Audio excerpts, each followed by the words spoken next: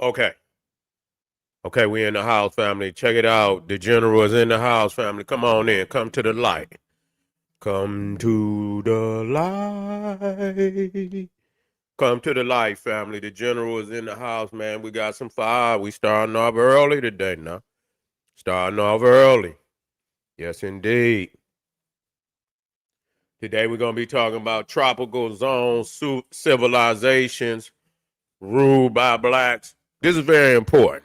This is very important that we drop this because people got these off the wall theories. You feel me? You know, where blacks was all over the world. Yeah, they was, but you could see, where they congregated, in a particular area of the planet. You see, and when you're talking about the equator, when you're talking about the tropical zone, you're talking about uh from the tropics of Capricorn to the Tropic of Cancer. Matter of fact, let me go and get this map up here so we can work out. We got to work out.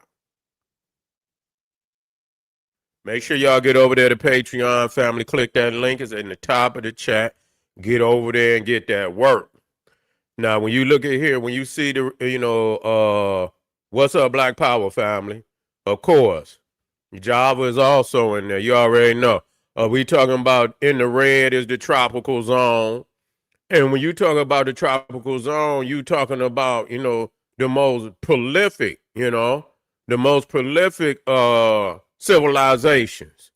And Egypt is not in the but it was the child of the tropical zone, civilizations. And so it's an extension that but you got to start from the equator, which is the spine of the planet. You see, when we get to talking about the chakras, when you talk about the spine, the chakras is aligned to the spine, and so the equator is the spine of the planet. Yeah, you will see that most of life is in this area. Okay, when you start talking about animal life, when you start talking about the most luscious and paradises on the planet, the tropical zone, the rainforest, all across from the Amazon to the Congo into South Pacific Asia, Indonesia, Southern China, Cambodia, Burma, or Myanmar. What else? We got Vietnam. You got all that over there, Papua New Guinea. But we're gonna highlight some because it's a pattern here now. Knowing that the chakras are closer to the spine of the planet, the equator. And so, you get a lot of energy in this area above and beyond any other place on the planet. That's a fact. That's a fact. So the chakras of the planet are more closely aligned to the equator. Okay, mostly aligned to the equator. And so let's dig into some of these civilizations. Now, of course, already in Africa, we can go there. Wait, matter of fact, let me get out of this. This ain't the one I wanted. Okay, it's behind here somewhere. Where it go? Okay, here you go. Here you go. Come on over here so I can see you.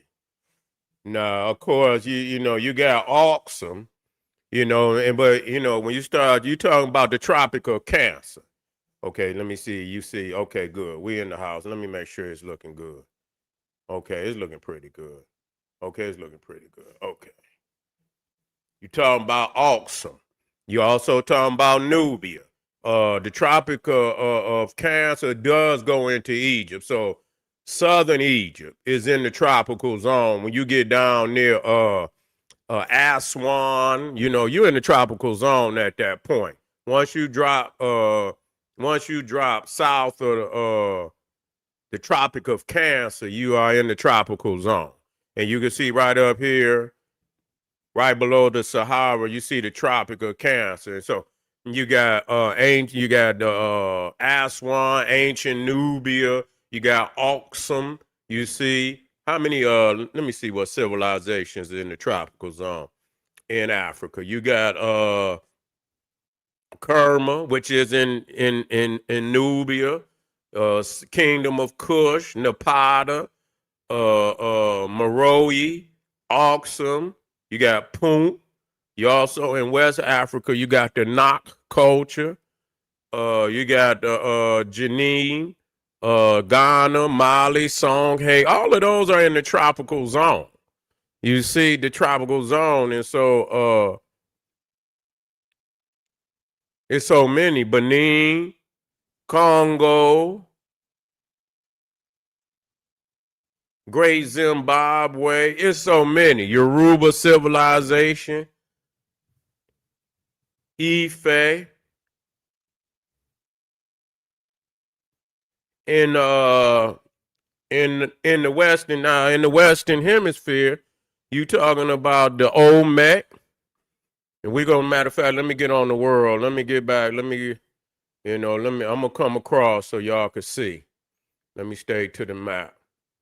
So when you talking about over here, you got most definitely Angkor Wat, which is today modern Cambodia. You got Vietnam, which would have been Champa. Now I'm gonna show you that. Let me show you that. Now what ancient Vietnam was called Champa.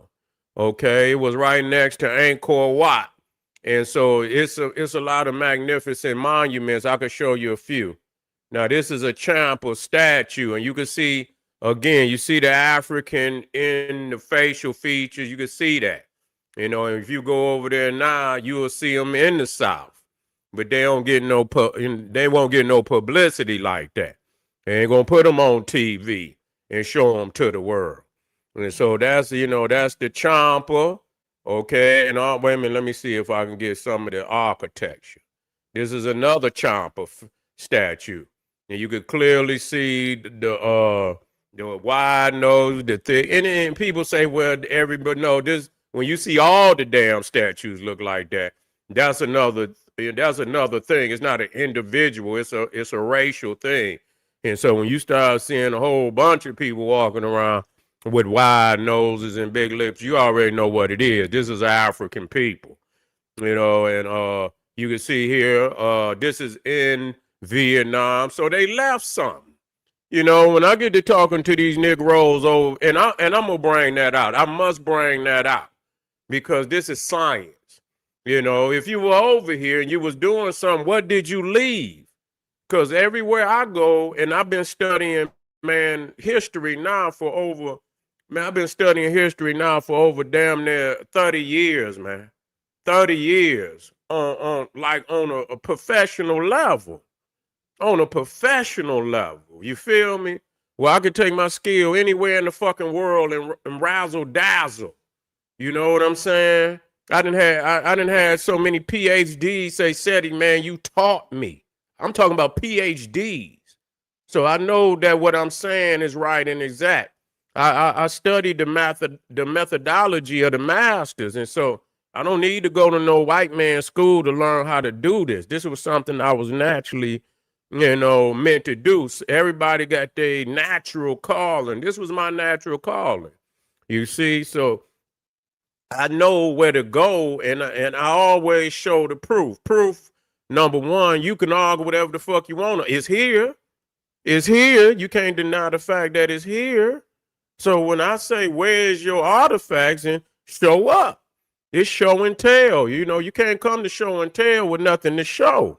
You feel me? So this is in Vietnam, Champa, and you can see you can see the pyramid is also there, showing that the African culture, the pyramid, and a lot of people say, well, no, this is what they want to do to hide the fact that there was continuity of the global Kushite empire, and you can look and once you break down the architecture, you can see that it's the same temple in many instances. And yeah, they might put, some different aesthetics on the outside, but it's primarily when you look at the blueprint, many of these ancient temples are on the same blueprint. Now, also, when we're talking about in the tropical zone. No, we got to stay to the tropical zone because that's where life started. There's no other place for it to have started but in the tropical zone. And okay, and so that's where when you go anywhere in the world, matter of fact, let's go back up here. When you talk about the majority of the animals on the planet is in that zone right there. Period. That's where life started. That's where life, and that's where most of life is on the planet right now. Do you see any part of America in that? You got to make that shit make sense. That just like when you look over in Russia and shit, ain't nothing going on over there. Wasn't nothing going on over there.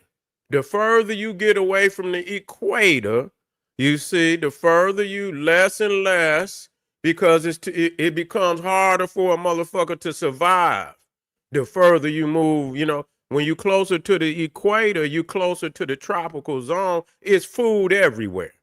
You see, even if it don't make no difference what you want to eat. You know what I'm saying? You might want to eat a damn a giraffe. You might want whatever kind of burger you want. You can get whatever kind of burger you want. If you want you a goddamn giraffe burger, you can get you a giraffe. You want a rhinoceros burger, you can get you a hippopotamus burger or ostrich burger, any kind of goddamn burger you want. You see, it's there for you. Rabbit, you got gazelle. In Asia, you got a lot of different animals. So it's in this region, and you got water. Now, let me drop something in here because I didn't put that over here. I didn't put that over there. Wait a minute. Where's that military geography at? Oh, this is me. Okay. Well, it's down here. Let me show y'all. Let me show y'all. Because when you talking about great civilization, first and foremost, in order to have a great civilization, you got to have a food source. You got to have proper food source to feed a large civilization. You got to have food. So let's get back in here. Let's get back in here. Okay, let me get back. Okay, here we go. So you see Africa, you see all the animals that's in Africa, world renowned. Now that's showing proof that, in Asia got a lot of animals too, but the most popular animals on the planet come out of Africa, without a doubt. The giraffe, you got the lion, you got the zebra, you got the leopard, you got the cheetah, you got the elephant, you got the rhinoceros, you got the hippopotamus, and you got some more animals. You know what I'm saying? Now the thing about, and so you see that's life. That's life, and it's in the tropical zone where the majority of these animals stay. Now another thing about Africa is them freshwater lakes. Africa got the second largest freshwater lakes on the planet. Okay, I had that. Where is that at? I think I pushed it up here somewhere. If I didn't, I had it.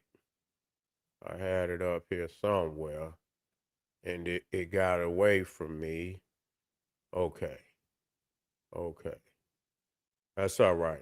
I ain't gonna chase it down right now. But that's I believe that's Lake Tanganyika. And so these freshwater lakes in Africa have the most freshwater fish life on the planet. You see, on the planet. So we lining this up. A lot of people keep talking about how much and eat over here in America or anywhere else. You do not have a food source that can match the food source of Africa. It's just impossible I don't know where where you get your statistics from, but that's, somebody been lying to you. Here you go right here. That's not really it, but that's it. That'll do it. You got Lake Malawi, you got Lake Tanganyika, you got Lake Victoria, the criminally renamed Lake Victoria.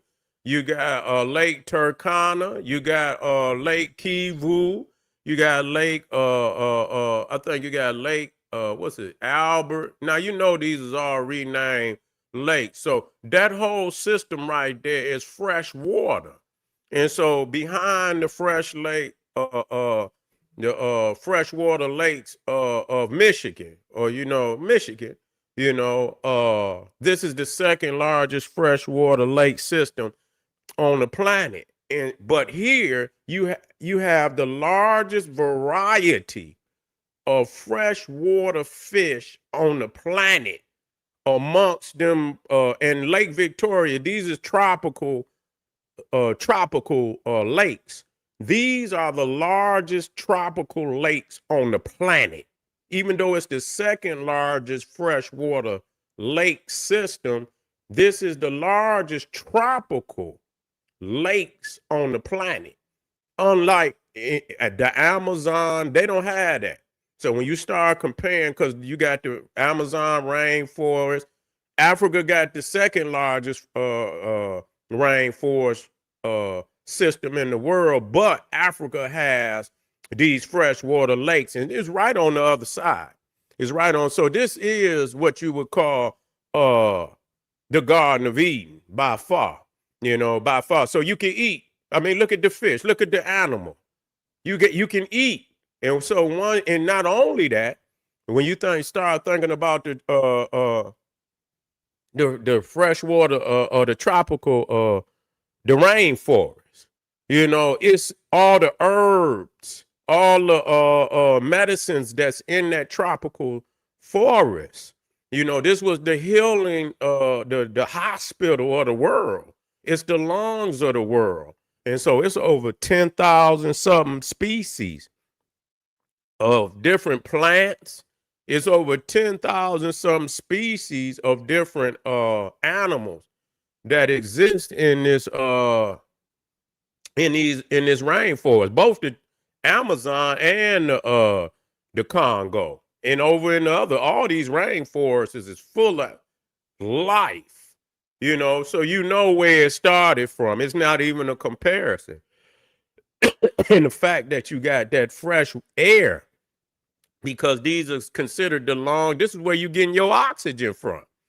So, this is where you're getting your oxygen from. So, of course, this is the most magnificent. And so if you see right here, let me see if I could do this right quick.